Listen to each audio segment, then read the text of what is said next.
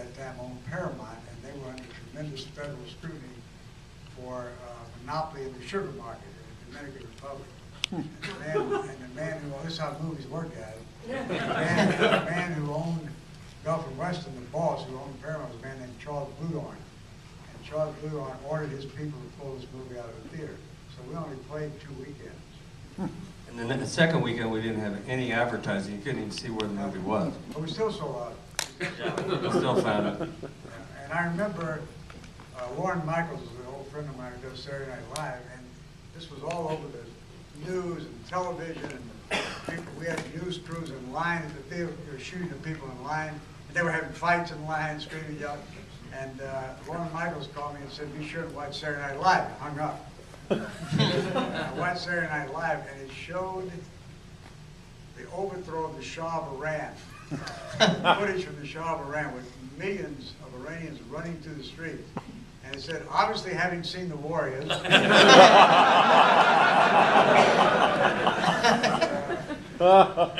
was a travesty, and we wanted to do a lot of business around the world. It was an experience. I mean, it was one of those things. Movies are interesting because we've been doing this a long time, and each movie is like a life, another life that you live. And this was quite an exciting life. I think we may be. Has any movie shot more nights consecutively than we did? I don't think so. I don't think so. No. It may be the longest night shoot ever. And one thing that got the studio off our back, Michael Eisner, who was the president of Paramount, flew in to beat the shit out of us. And luckily, you remember, we had a gigantic rain. Remember this? It rained like you couldn't even see. He was in my trailer, and I said, "Now, is this what you wanted? What do you expect us to do? What do you think?" I mean, like God rained on us, thank God. Because I was able to say to him, you know, "Look how hard this is." He said, "This really is hard." Yeah. So we kept him off our back. Barry Diller hated the movie.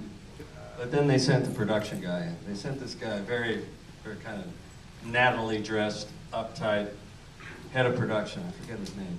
And he had on a suit and everything, and he came, and by then, we were in the bunker.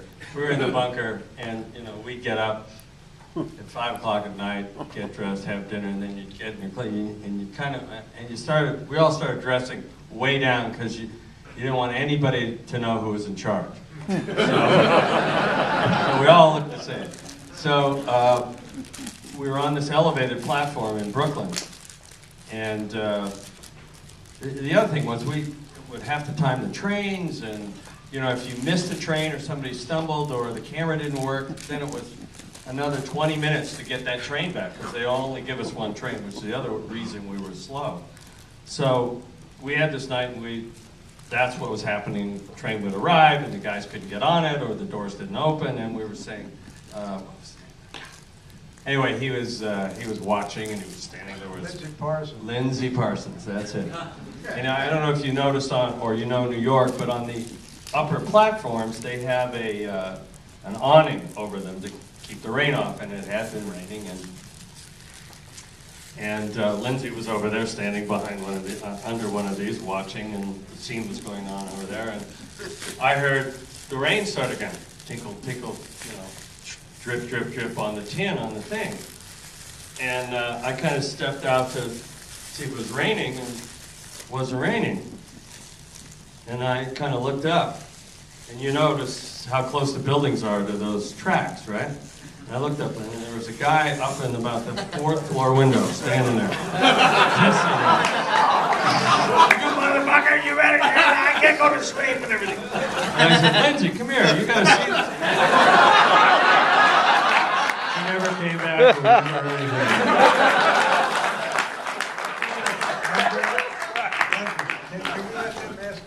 Oh yeah, I got one more question, and this kind of just you know, the film gets pulled after like 2 weeks. When do you become aware? Is it through home video? When do you become aware that like the cult kind of snowball is rolling, and and also aware of the influence it has on other people? When did that become apparent? Well, I have two sons who are now 40 and 38, and they were just the right warrior age, and all their friends, they were playing Warriors and playing everybody was playing Warriors, And it just mushroomed. Everybody seemed, I don't know how the whole country saw it, but they all saw it like in 2 weekends. It just blew up. And one thing I want to tell you, how many of you ever saw the Warriors poster? Raise your arm. All the gangs. You know? Tell you a little story about that. I went over to meet with the two guys in charge of marketing for Paramount. And they didn't like the movie at all. And in New York. And they showed me all of their art, hundreds of boards. And they showed me this and showed me that and showed me that. And I said, this is shit. This is pure shit. And they said, no, we're going to go with one of these. And I learned something, because I used to be the head of worldwide production in a company called AIP. And we started our movies with a campaign. We never had a script. We would have a one sheet and say, okay, let's make this movie. I'm not kidding, by the way. And so I said, I learned something at AIP, and I said, I'd like to see everything you didn't like. I said, everything here, they said, if we didn't like it, it's because it's no good. So if everything is any good, it's here. Well, that's your opinion. I'd like to see everything you didn't like. And they were furious. And I finally got Eisner to make them show it to me. And we picked this shot. And then remember Eisner wanted to change the title to Armies of the Night, and thank God that was a book by some famous author who had written Armies of the Night. He couldn't change, tried to change it. Who wrote it? Norman Mailer, Armies of the Night. And he insisted we change it, and thank God we couldn't change it. But that somehow that key art got a, this is what I think anyway, the key art and our TV spots and everything got a group of people who rarely go to movies together. They don't go to movies together.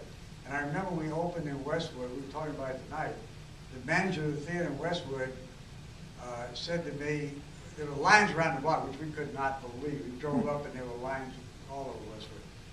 And he said to me, I've been a manager here for 30 years. I've never seen these kind of people. Who the hell are these people? And they were motorcycle gangs and everybody. I remember a guy who worked for us at AIP, his name was Tiny. I can't remember the name of the gang. It was a motorcycle gang, not Hells Angels, something else.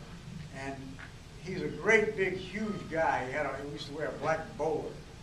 And he was in line. I mean, this guy was in Westwood, for God's sake. And that started we had quite a screening, because it was, we had a packed audience, and there were doors, exit doors on either side of the screen, and people couldn't get in. It was sold out, and they were breaking in these doors. And when the movie started, no one had ever seen it. When the movie started and that Wonder Wheel came on, it went wow, wow, wow. They started shrieking.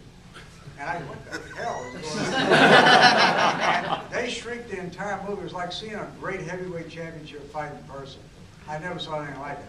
Unfortunately, some people got carried away, and we had some problems. But it was just a major experience. That's all I can tell you. And remains, by the way, in my office, I have all my one sheets on the wall, a lot of one sheets.